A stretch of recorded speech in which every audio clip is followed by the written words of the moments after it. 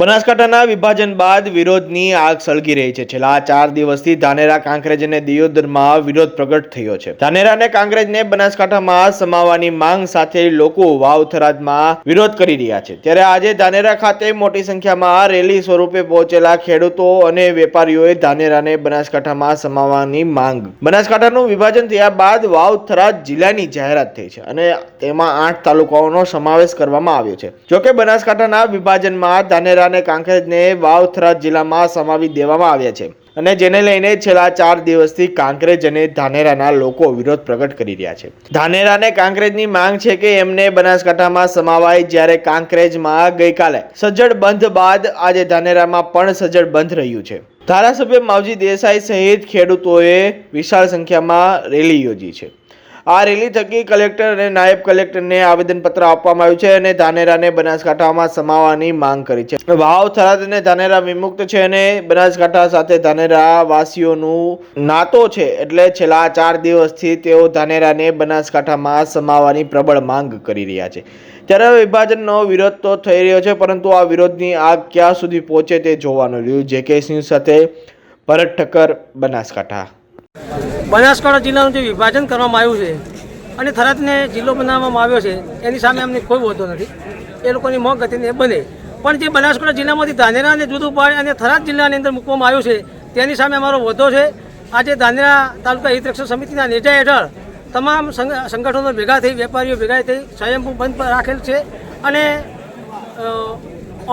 આવેદનપત્ર પણ આપેલ છે અને હજુ જો સરકાર આનો કોઈ નિર્ણય નહીં લાવે તો ઉગ્ર આંદોલન કરવા પડશે, તો પણ કરીશું।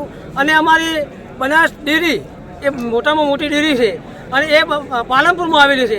અમારા ધાનેરા તાલુકાનું 60% દૂધ એકલું ધાનેરા તાલુકાનું જાય છે અને ધાનેરાને વિભાજન કરીને થરાદમાં મૂકવામાં આવે છે। એ ઘોર અન્યાય છે, એ અન્યાય અમે સહન નહીં કરી શકીએ। અમારી શૈક્ષણિક સંસ્થાઓ હોય, કરોડો રૂપિયાના ખર્ચે તમામ સમાજોએ શૈક્ષણિક સંસ્થા પાલનપુરમાં બનાવેલી છે।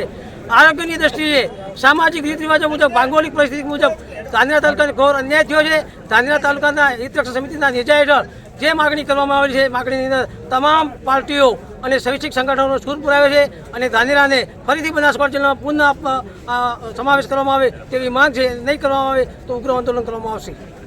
ભારત માતા કી જય।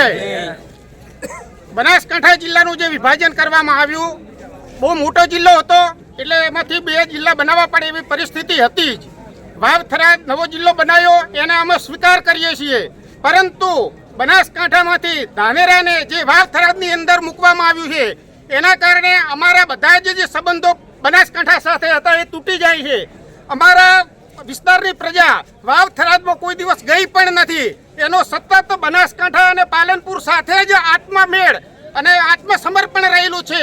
બનાસની મોટામાં મોટી ડેરી જે આપણી બનાસ ડેરી એશિયાની અંદર સૌથી વધુમાં વધુ દૂધ આપવા વાળો તાલુકો હોય તો બનાસકાંઠા જિલ્લાનો ધાનેરા તાલુકો છે અને એ ધાનેરા તાલુકાને જ્યારે વાવ થરાદની અંદર મૂકી દેવામાં આવે છે ત્યારે તેનો વિકાસ પણ અટકી જશે। મારું તો ગુજરાત સરકારને એ પણ છે નિવેદન કે જ્યારે પણ ધાનેરા અને ડીસા વચ્ચે જે 4 લાઇન રોડ બનાવવાની વાત હતી, ગડકરી સાહેબે જાહેરાત, જ્યારથી બનાસકાંઠા જિલ્લાનું વિભાજન કરવામાં આવ્યું છે ક્યાંક ક્યાંક વિરોધ પણ જોવા મળી રહ્યો છે।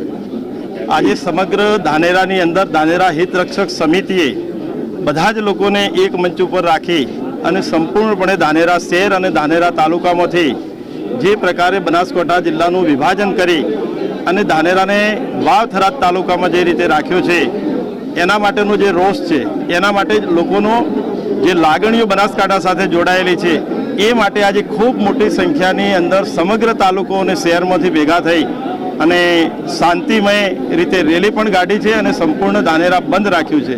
ત્યારે સરકારની અમારા સૌ વતી વિનંતી છે કે ધાનેરાના લોકોના ભલા માટે અને ધાનેરાની ભૌગોલિક પરિસ્થિતિ માટે જે ધાનેરાનો છેવાડાનો જે વિસ્તાર છે, વાછોલ, બાપલા અને એ વિસ્તારને 85 કિલોમીટરે થરાદ જિલ્લો બને છે અને થરાદ જવા માટે 4 સાધનો બદલવા પડે ત્યારે થરાદ પહોંચાય અને થરાદ અને વાવ એ છેક બોર્ડર ઉપર આવેલો જિલ્લો છે, જેનાથી કરીને ધાનેરાની પ્રજાને ખૂબ જ અગવડતા ભોગવવી પડે એ પ્રકારની પરિસ્થિતિ બની છે। ધાનેરા વધારે દૂધ ઉત્પાદન કરતો જ્યારે જિલ્લો હોય ત્યારે ધાનેરાનો સંપૂર્ણપણે વહીવટ પાલનપુર સાથે સહકારી સંસ્થાઓ સાથે પણ જોડાયેલો છે। બેંક છે, ડેરી છે અને તમામ સહકારી સંસ્થાઓ અને શિક્ષણ માટે કરીને પણ દરેક સમાજના જે ભવનો છે એ બધા જ ભવનો ભૂતકાળની અંદર પાલનપુર ખાતે બનેલા છે અને ગાંધીનગર ખાતે બનેલા છે.